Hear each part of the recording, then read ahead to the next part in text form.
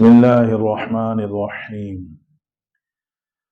प्यारे भाइयों, दोस्तों और बुजुर्गों, दीन अल्लाह ताला ने हमें मरहमत फरमाया है तो ये दीन अल्लाह ताला की तरफ से बड़ी नेमत है और दीन ने हमारी बड़ी रहनुमाई फरमाई है। आजकल मुआशरे में एक चीज़ बहुत आम है कि जहाँ बैठते हैं दूसरों की ग़ीबतें करते हैं, ऐबजोइयाँ करते हैं, और बड़ा नुकसान ये है कि इसको हम गुनाह ही नहीं समझते। हालांकि कुरान अज़ीम शान ने तो इसके बारे में फरमाया कि जो लोग दूसरों की ग़ीबत करते हैं ऐसे है जैसे उनका गोश्त नोच के खा रहे हों, सगे भाई का गोश्त नोच के खा रहा है।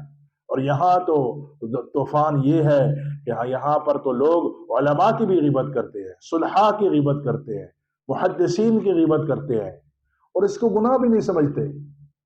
हालांकि इतना बड़ा गुनाह है।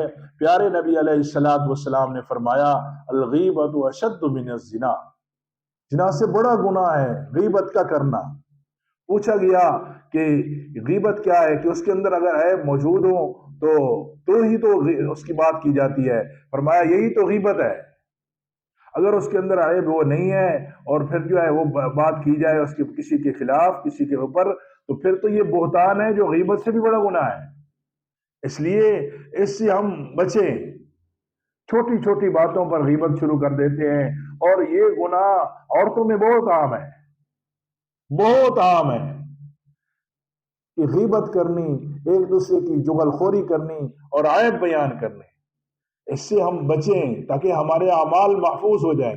जो किसी की गीबत कर रहा है अपनी नेकियां समेट के उसके दामन में डाल रहा है, उसके गुनाह ले रहा है अपने पास। इसलिए हम अपनी नेकियां करें, उनको महफूज करके ले जाएं। इसलिए ज़रूरी है किसी मुसलमान की गीबत न की जाए। अल्लाह पाक समझ अमल की तौफीक दे।